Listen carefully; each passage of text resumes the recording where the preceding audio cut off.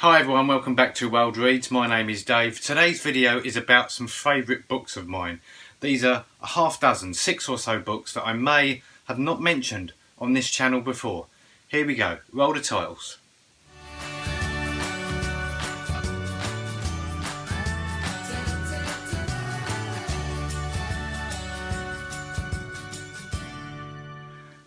Hi everyone, welcome back. As I said in the introduction, this is a video just to highlight really some of my favourite books that I may or may not have spoke about on this channel before.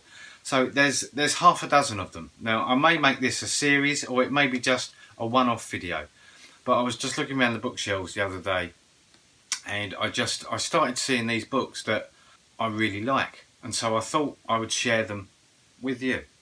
So the first one is a non-fiction book. This is an autobiography. This is Stephen Fry's Moab is My Washpot. Now I've read this about 3 or 4 times now since it was published. It's been out a few years. Let's find out. Let's find out when it came out. So Moab came out in 1997 and I've read it, it must be at least 3 or 4 times now, so I can't actually track it because it's before the Goodreads and I didn't used to keep spreadsheets of my reading back then. But this is probably one of the best non-fiction books that I've ever read. It's utterly fantastic. So this takes you from Stephen Fry's early childhood all the way up to when he was accepted for a place at Cambridge. And it's just a great, it's a very nostalgic novel because it takes you through the old public school system, the way public schools used to be run, and it takes you through his early upbringing in Norfolk. It takes you through his school expulsions and really what influenced Stephen Fry as he later went on to become a famous author, a famous actor, a famous narrator. I mean, Stephen Fry literally crops up everywhere now, and I am a huge fan of Stephen Fry. And this is just utterly fantastic, this book. It's nostalgic, it's got everything. It's absolutely jam-packed with his unique brand of humour. So that I would recommend, if anyone said to me, Dave, can you recommend a good biography or autobiography, I would always place this at the top of the list because it is brilliant and I love it. The next book on the list is a book that I've read a couple of times now, and it's an absolute firm favourite. I love the book and I love the film, and this is Never Let Me Go by, I always struggle with this, so apologies if I get this wrong, Kazuo Ishiguro. I didn't do too bad there, did I? So Never Let Me Go, this is published by Faber. This book is utterly, I find it quite spellbinding. It's utterly brilliant. So obviously this book is set in a very skewed version of England, where children are bred specifically for the purposes of organ donation, and it obviously, while throwing up a lot of moral questions, it's just written with such intelligence and such feeling. It just leaves an indelible mark upon you. Once you've read this book, you will never forget it, because it just, well, I found that this book has stayed with me longer than many others that I've read. So this was the first book I read of Kazuo Ishiguro, and it's utterly fantastic. So this book is narrated by Kathy, who's a student at Howsham School. One of the things that stays with you about this book is that it's the fragility of life, and it really does make you question what life's about, and that we should value it and cherish it. It's haunting, it's dramatic, it's just written in such a sympathetic way. It's spellbinding. That's one of the words that I would use to describe this. It's brilliant. The next one is an author that I mentioned I think it was a couple of wrap-ups ago, maybe only one wrap-up ago. And that's John Irving, and this is a book that I read way back. I remember reading this. Do you ever get that when you've read a book and it becomes one of your favourite books? You tend to remember where you read that book. I read this book predominantly in Kew Gardens in London, way back in the mid-90s. So whenever I think of this book, I always think of sitting in Kew Gardens reading this book. I can't for the life of me remember why I was in Kew Gardens that particular day, but I remember reading this, and it's really good. It was the first novel that I read of John Irving's, and I don't think his more recent novels held in as wide acclaim as his older novels are. The World According to Garp, that was it.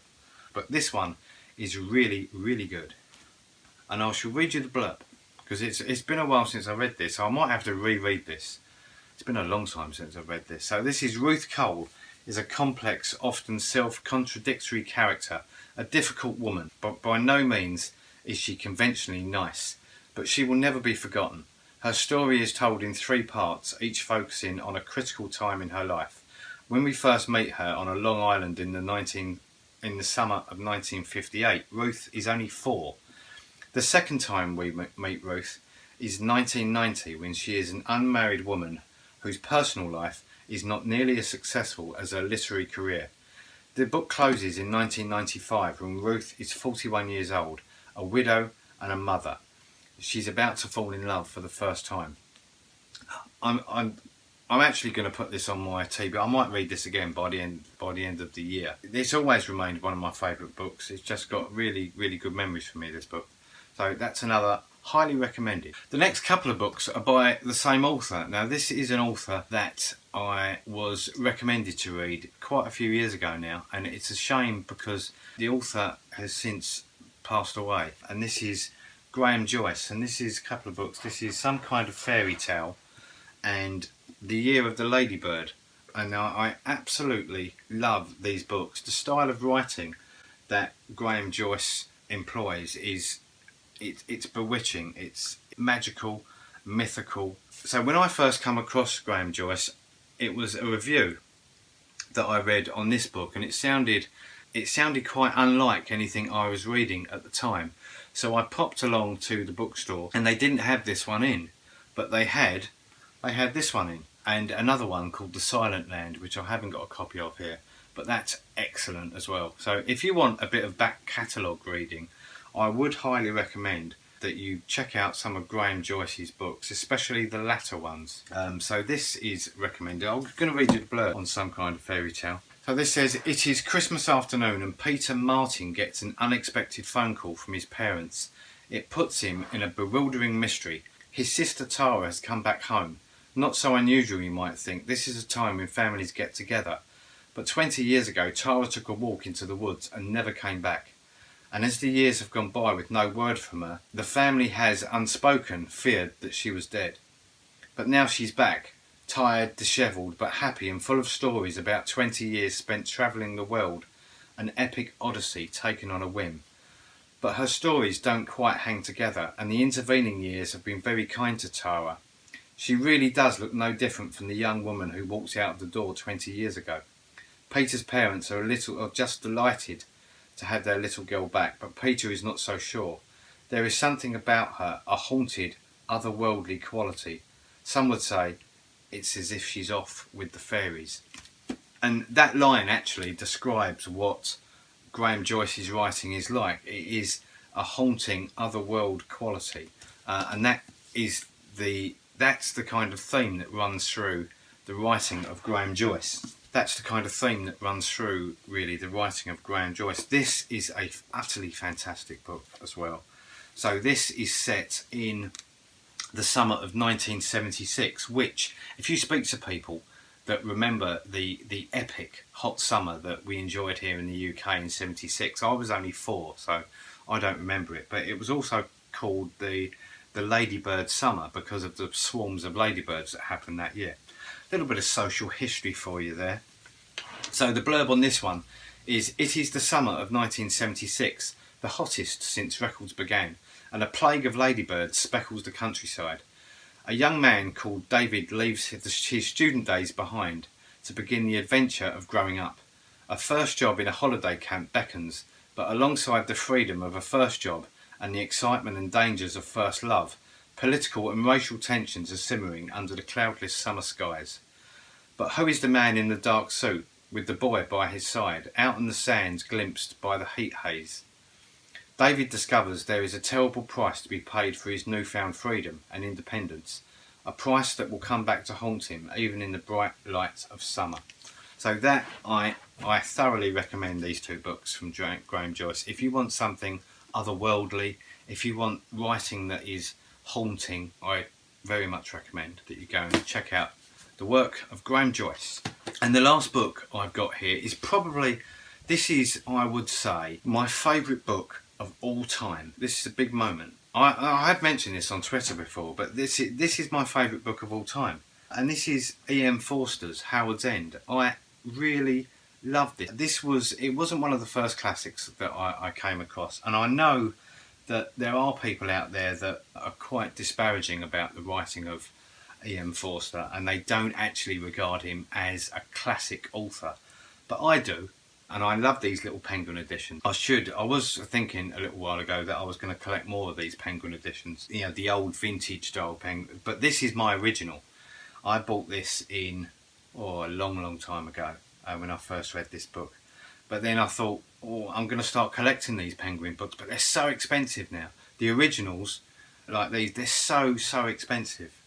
Which defeats the object really, because these books came out at a time when literature to buy was very expensive, and these books were the answer that gave people the chance to own great works of literature at a bargain price. But perversely, now there's some of the most expensive things you can buy, and if you find good copies of them in charity shops or at jumble sales, snap them up. They're brilliant little things. But so Howard's End, E.M. Forster, is my favourite book of all time.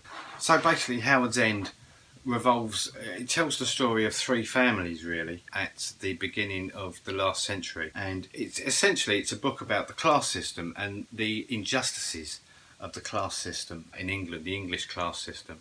But it's obviously written in Edwardian times, and it's just a thoroughly entertaining book, and I've read it over the years and reread it. But for those that are not familiar and you want an easily accessible, I think you could describe this as an accessible classic. But if you're interested in reading, I don't read enough classics, and I should really I should start reading some more classics really, because I certainly don't read enough of them. But yes, so Howard's End, my favourite book of all time. That's it. There was about half a dozen books there, and they were my favourite that I haven't spoken about before on this channel. So whatever you're doing, until I see you again, take care of yourselves, enjoy your books, and I'll see you again very soon. Bye bye.